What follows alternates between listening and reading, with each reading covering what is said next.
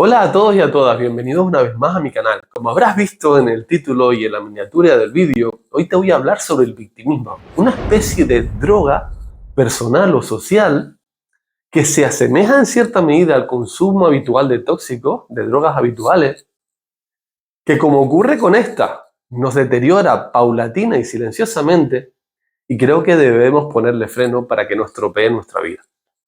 Quédate conmigo hoy para escuchar un punto diferente sobre este asunto, pero sobre todo para, a través de estas ideas, a través de estas claves, a través de estas pautas, que manejes mejor esta dinámica tóxica e incluso que puedas identificar estos patrones en tu entorno y que les puedas echar una mano al respecto.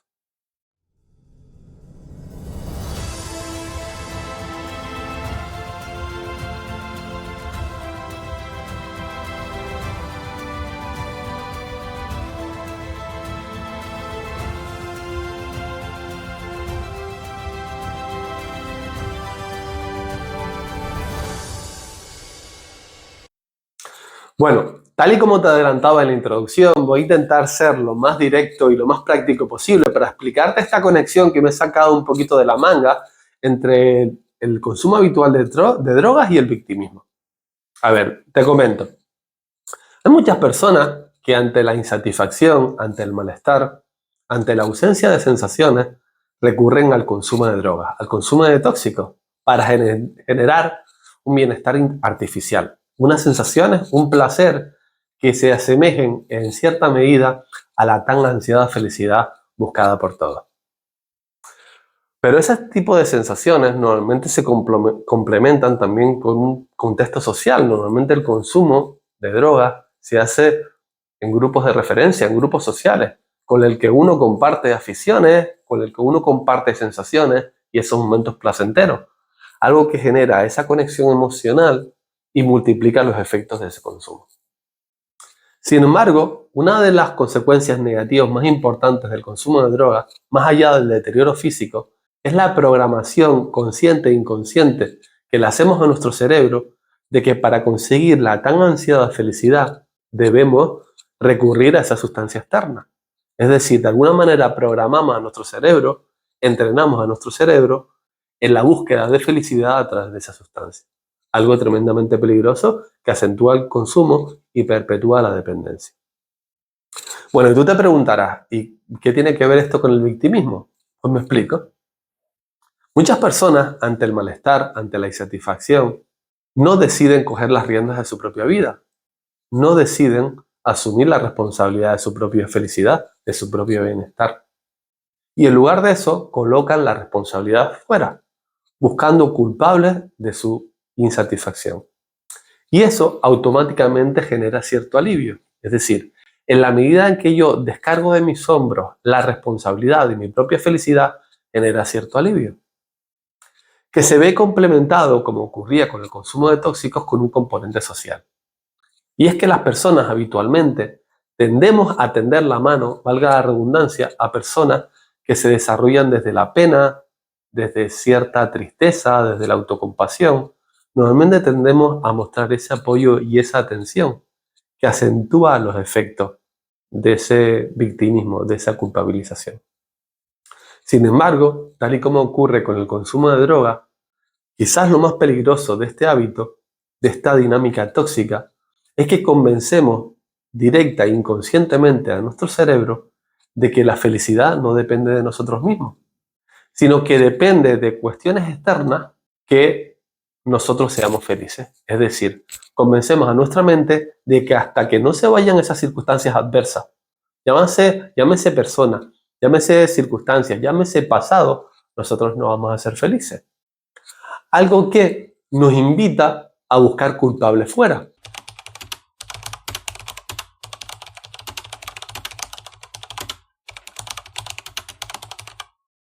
Igual que en el consumo de tóxicos buscábamos sustancias fuera para generar ese alivio, ahora estamos buscando culpables, generando el consiguiente deterioro.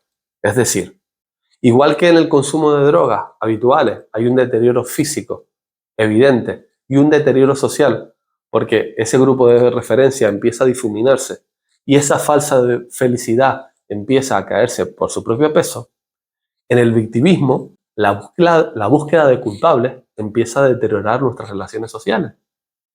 Y esas relaciones que establecíamos al principio de empatía o de cierta conexión se empiezan difuminando porque a nadie le gusta estar permanentemente a personas que se relacionan desde la queja. Para un momento está bien, pero una dinámica dominada por esa dinámica, nunca mejor dicho, normalmente tiende a deteriorarse.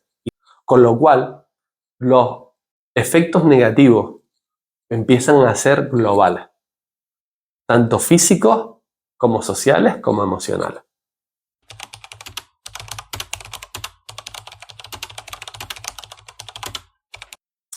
Y tú te dirás, vale, lo pillo, veo la conexión, pero ¿qué podemos hacer ante esto? Y el paralelismo una vez más evidente.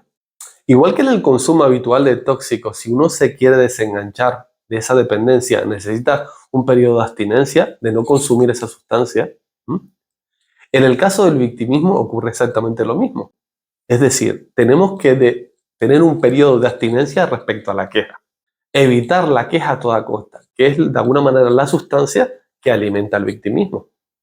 Y esto lo complementamos, permíteme la frivolidad, con una app, que son las siglas, para que lo recuerdes mejor, de a pesar de los pesares o a pesar de lo pasado, ¿qué puedo hacer para estar mejor? A pesar de los pesares o a pesar de lo pasado, ¿qué puedo hacer para dirigir mi vida de otra manera? Y esta app, entre comillas, tiene un componente de aceptación, ¿vale? Que tiene que ver con ese a pesar, ¿verdad?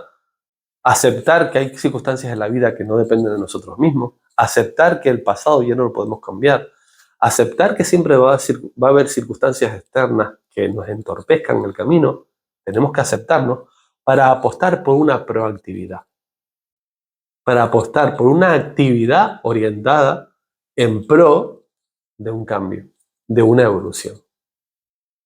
Pero bueno, entiendo que para ti este concepto igual puede resultar útil, pero te dificulta encontrar claves más prácticas para llevar a cabo y salir de, entre comillas, de ese círculo vicioso. Y para eso te voy a pedir que me acompañes en una pregunta, en una reflexión. Imagínate que como consecuencia de estas ideas empoderadoras, de tu propio crecimiento personal, poquito a poco las circunstancias y el pasado pierden peso en tu vida y lo ganas tú. Es decir, cada día, imagínate que cada día pierden más protagonismo esas circunstancias adversas o ese pasado y poquito a poco tú te empoderas más. Si eso ocurriera, cuéntame, ¿qué sería diferente? ¿Qué te verías diciendo distinto? ¿De qué manera eso cambiaría tus conversaciones? ¿Qué te verías conversando con los demás? ¿Cómo serían tus acciones? ¿Qué hábitos incorporarías a tu vida que ahora no tienes? Porque te voy a contar un secreto, y esto no nos lo han contado en la escuela. El cambio no solo ocurre de lo mental a la acción, es decir, no solo como consecuencia de un cambio de creencia vamos a actuar distinto, que sí, que es cierto, sino también ocurre a la inversa, es decir, si llevamos acciones que tienen que ver con ese cambio, aunque no lo creamos del todo, fomentamos que ese cambio ocurra. Es decir, de la acción va a la mente y retroalimentamos en lugar de un círculo vicioso, un círculo virtuoso. Con lo cual, te invito a que lleves a cabo esas acciones, esas conversaciones, esos hábitos. Y para no perder la costumbre, que siempre termino mis vídeos con algunas reflexiones, con algunas ideas interesantes, te voy a complementar primero una especie de expresión y luego una frase famosa, un proverbio famoso. Primero una expresión que escuché hace algún tiempo y quiero compartir contigo. Y tiene que ver con alguien que se dirige al otro y le pregunta, oye, ¿qué tomas tú para ser feliz? Y esa persona le dice, yo tomo conciencia y en consecuencia mejores decisiones. Con lo cual, te invito a tomar esa conciencia y en consecuencia a tomar mejores decisiones.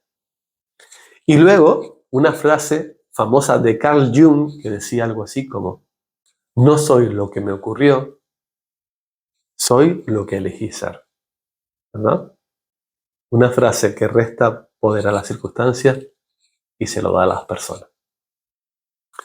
Bueno, sin más, con la intención de que estas ideas te resulten empoderadores y útiles en tu propio proceso de crecimiento y desarrollo personal, me despido.